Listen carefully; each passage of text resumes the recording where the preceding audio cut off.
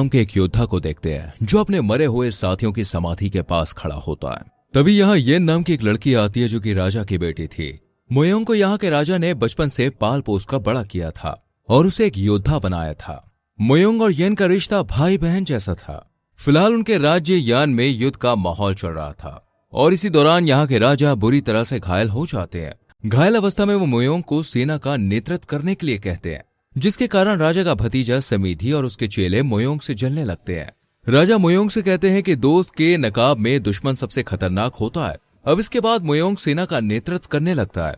वहीं दूसरी तरफ येन अपने पिता से मिलने जाती है, जहां उसके पिता उससे कहते हैं कि वो एक काबिल राजा बन सकती है। लेकिन येन को राजा बनने और राज करने की कोई भी चाह नहीं थी। वो बस अपने पिता को जिंदा देखना चाहती थी।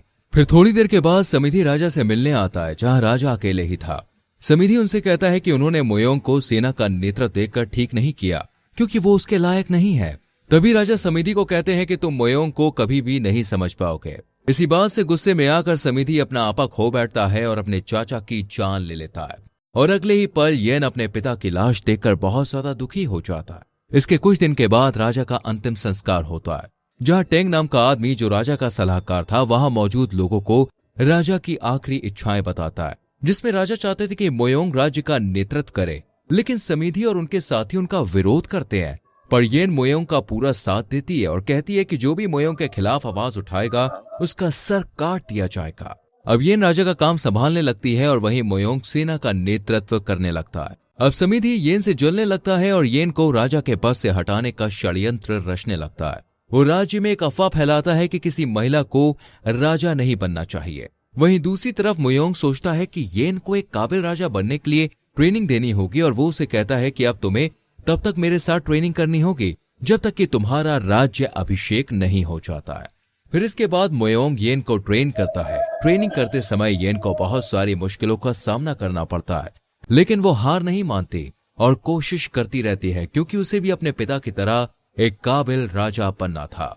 और अब वो धीरे धीरे आर्चरी और बाकी चीजों में माहिर हो जाती है। एक दिन जब येन अपने घोड़े के साथ अकेली थी तो समीधी अपने कुछ लोगों को येन को मारने के लिए भेजता है। लेकिन यहाँ पे हम देखते हैं कि येन अपनी ट्रेनिंग के कारण उन लोगों से लड़कर बच जाती है। फिर भी घुसपैठिए उसका पीछा नहीं छोड़ते और इसी दौरान उसे एक और तीर लग जाता है, जिसके कारण वो जमीन पर गिर जाती है। फिर घुसपैठिए उसके पास जाते हैं, लेकिन जंगल में किसी ने बहुत सारे फंदे लगाए हुए थे, जिसमें सभी घुसपैठिए फंस जाते हैं। और तभी एक आदमी जिसका नाम शुआन था वो येन को वहां से बचा कर ले जाता है और उसकी देखभाल करता है। तभी 7 दिन बाद येन को होश आता है और वो अपने आप को एक अनजान जगह पाकर बिल्कुल हैरान रह जाती है। लेकिन जल्द ही वो शुआन पर भरोसा करने लगती है। शुआन येन से कहता है कि तुम्हें पूरी तरह से ठीक होने में अभी 3 दिन और लगेंगे। अब येन धीरे धीरे शुआन को लाइक करने लगती है, लेकिन फिर उसे याद आता है कि वो सिर्फ अपने बारे में सोच रही है, जबकि उसका कर्तव्य तो अपने राजा को संभालना है। फिर एक दिन शुआन येन को एक खूबसूरत जगह पर ले जाता है और उसे बताता है कि वो यहाँ हॉट एयर बलून उड़ाना चाहता है और पूरी दुनिया का एक चक्कर लगाना चाहता है। फिर येन भी शुआन को अपना सपना बताती है कि वो भी अपने राज्य को जीता हुआ देखना चाहती है और एक काबिल राजा बनना चाहती है। और वो अगले दिन अपने राज्य लौटने का फैसला करती है। शुआन और येन उस रात ठीक से सो नहीं पाते, क्योंकि अगले दिन वो दोनों जुदा होने वाले थे। फिर येन चुपके से आकर शुआन के बगल में सो जाती है। अगले दिन येन और शुआन येन के राज्य के लिए निकल जाते हैं। वहीं दूसरी तरफ मोयोंग और अंकल टैंग येन को ढूंढ रहे होते हैं। तभी उन्हें उस जंगल में एक तलवार मिलती है जो 10 न्यू मून स्वॉर्डमैन से एक की थी। ऐसा कहा जाता है कि इन स्वॉर्डमैन को हराने के लिए पूरा राज्य एकजुट हो गया था। फिर थोड़ी ही देर बाद येन और शुआन मिल जाते हैं। युआन को देखकर मोयोंग को उस पर शक होता है, लेकिन दोस्तों येन उसके बीच आकर मोयोंग को सब समझा देती है। मोयोंग शुआन से कहता है कि तुम इस जंगल में रहने वाले एकमात्र आदमी हो, जो कि बड़े ही आश्चर्य की बात है, क्योंकि इस जंगल में रहना आसान नहीं है। ये कहकर वो लोग येन के साथ अपने राज्य लौट जाते हैं, लेकिन लौटते समय उन्हें खबर मिलती है कि दुश्मन राज्य ने उन पर हमला कर दिया है और जब तक समीधी को राजा नहीं बनाया जाता तब तक वो और उसके सैनिक लड़ने से इनकार कर देते हैं। फिर मोयोंग और येन दृढ़ संकल्प के साथ अपने 2000 सैनिकों को लेकर युद्ध में उतरते हैं, लेकिन दुश्मन की तादाद 10,000 थी। युद्ध में येन की सेना कम तादाद के कारण हारने लगती है। मोयोंग बहादुरी से लड़ते हुए आगे बढ़ता है, जिसके कारण उनकी घायल सेना को भागने का मौका मिल जाता है। दुश्मन की सेना येन की सेना पर हावी हो रही थी। तभी येन जंगल की ओर भागने लगती है और दुश्मन राज्य का घमंडी राजा उसका पीछा करते हुए जंगल में पहुंच जाता है। यानी कि अब वो येन की चाल में फंस चुका था, क्योंकि यहाँ येन की सेना घास में छुपी हुई थी। फिर वो दुश्मन पर हमला कर देते हैं। जब येन और दुश्मन राज्य के राजा आमने सामने होते हैं और येन उसे बुरी तरह से हरा देती है, लेकिन येन उसे जान से नहीं मारती और उसे बख्श देती है, जिसके कारण दुश्मन भी अपने हथियार छोड़कर चले जाते हैं। इसके बाद येन समिधि और उसकी सेना को राज्य से निकाल देती है। अब उनका राज्य येन को एक काबिल राजा के रूप में मानने लगा था। वहीं येन भी अब अपने राज्य अभिषेक के लिए तैयार हो जाता है। एक रात येन शुआन के साथ बिताए हुए पलों को याद करती है और फिर से उसे अकेलापन महसूस होता है। तभी वहां पर मुयोंग आता है और उसे शुआन के बारे में एक और खुलासा करता है। वो येन से कहता है कि शुआन उन 10 न्यूमून स्वॉर्डमॉन में से एक है जो बच गए थे। इसके बाद येन सोचती है, क्या सचमुच वो अपने राज्य की रानी बनना चाहती है, या ये सिर्फ एक बोझ है जो उसे लोगों के लिए उठाना होगा। अब येन के राज्य अभिषेक के अवसर पर सभी लोग यहाँ पर उपस्थित होते हैं। तभी येन एक ऐसी घोषणा करती है जिसकी किसी को भी उम्मीद नहीं थी। वो कहती है कि हमारे यान राज्य का राजा मैं नहीं बल्कि मुयोंग होगा, जिसे सुनकर वहां मौजूद सभी लोग हैरान रह जाते हैं। वो कहती है कि मुयोंग एक काबिल राजा है। अब मुयोंग अपनी बहन द्वारा दी गई जिम्मेदारी को अस्वीकार नहीं कर सकता था, इसलिए वो मान जाता है और उसका राज्य अभिषेक भी हो जाता है। फिर येन मुआंग को बताती है कि उसकी असली खुशी राज्य पर राज करने में नहीं थी, बल्कि उस व्यक्ति के साथ अपना जीवन बिताने में थी जिससे वो प्यार करती है। फिर वो मुयोंग को एक प्यारी सी मुस्कान देकर वहां से चली जाती है। मुयोंग उसकी मुस्कान में एक चमक देखता है, इसलिए वो उसको रोकता नहीं है। फिर येन शुआन के पास जाती है। शुआन अपने हॉट एयर बलून में उड़ने ही वाला था, लेकिन येन एक छलांग लगाकर शुआन के बाहों में आ जाती है और फिर वो दोनों उस बलून में होते हैं, जहां येन उससे कहती है कि वो अपना सारा जीवन उसके साथ बिताना चाहती है। फिर वो दोनों रात की चांदनी में अपनी रात गुजारते हैं। वहीं दूसरी तरफ समीधी एक ऐसे आदमी से मिलता है जो जहर बनाने में माहिर था। इसके बाद वो आदमी उसे जहर दिखाता है और कहता है कि आज तक कोई भी जहर का काट नहीं बना पाया है।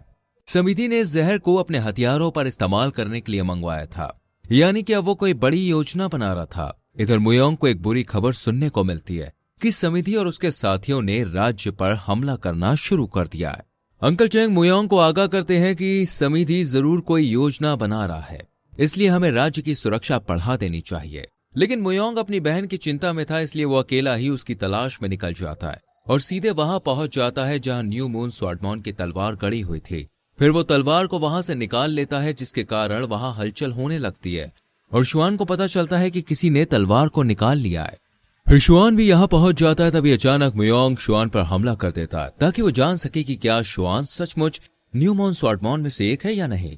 उन दोनों में एक घमासान युद्ध होता है, जिसमें शुआन के स्किल्स देखकर मुयोंग हार मान जाता है और वो मान जाता है कि वो सचमुच एक न्यू मून स्वॉर्डमॉन है।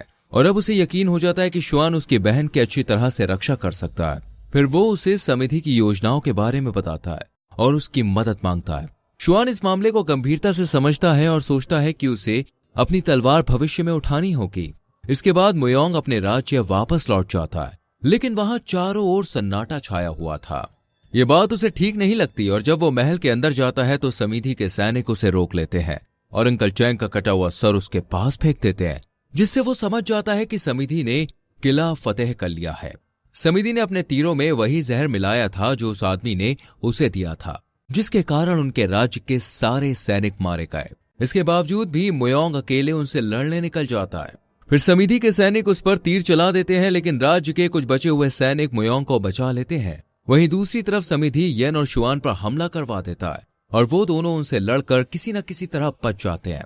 लेकिन लड़ाई में एक जहर वाला तीर शुआन को लग जाता है, जिससे येन डर जाती है। लेकिन शुआन उससे कहता है कि तुम्हें अपने राज्य की सुरक्षा के लिए लौटना होगा, उसे मुयोंग की मदद करनी होगी। लेकिन वो शुआन को इस हालत में छोड़कर नहीं जाना चाहती थी। तभी शुआन उसे कहता है कि जहर का इलाज वो खुद से कर लेगा, लेकिन तुम्हें किसी भी हालत में अपने राज्य जाना ही होगा। इसके बाद येन ना चाहते हुए भी वहां से चली जाती है। अगले दिन मुयोंग समिति और उसके सैनिकों से लड़ने अकेला जाता है, क्योंकि उसके राज्य के सभी सैनिक उसे बचाने के चक्कर में अपनी जान गंवा चुके थे। अकेला होने के बावजूद वो बहुत ही बहादुरी से लड़ता है और लड़ाई में बुरी तरह से घायल होने के बाद भी वो समिति को अकेले लड़ने के लिए चुनौती देता है। लेकिन समिति जानता था कि मुयोंग उससे बेहतर योद्धा है, इसलिए वो अपने सैनिकों से ही उससे लड़ने को कहता है। इतने में येन वहां आ जाता है। वो समिति को रोककर पूछती है कि वो ऐसा क्यों कर रहा है, जिस पर समिति उससे कहता है कि उसका राजा बनना पहले से ही तय था और वो जोश में ये भी कबूल कर लेता है कि उसने ही येन के पिता को भी मारा था। इस बात को सुनकर येन का खून खौल जाता है और दोनों में लड़ाई शुरू हो जाती है। थोड़ी देर बाद समिधि येन पर हावी हो जाता है और उसे जमीन पर पटक देता है। जब समिधि खुशी से हंसने लगती है तो येन जमीन पर पड़े एक भाले को उसके गले में घुसा देती है और समिधि को जान से मार देती है, जिससे समिधि की सेना घबरा जाती है और अपने हथियार नीचे रख देती है। लेकिन यहाँ पे हम देखते हैं कि मुयांग बुरी तरह से घायल होने के कारण अपने प्राण त्याग देता है और वहीं दूसरी तरफ जब येन शुआन के पास जाती है तो वो देखती है कि शुआन भी उस जहर के कारण मर चुका था, जिसे देखकर येन पूरी तरह से टूट जाती है। अब येन शुआन के शरीर को उसी हॉट एयर बलून में रखकर उसे आसमान में छोड़ देती है और कहानी के आखिर में हमें दिखाया जाता है कि अब येन खुद अपने राज्य का शासन संभालने लगती है।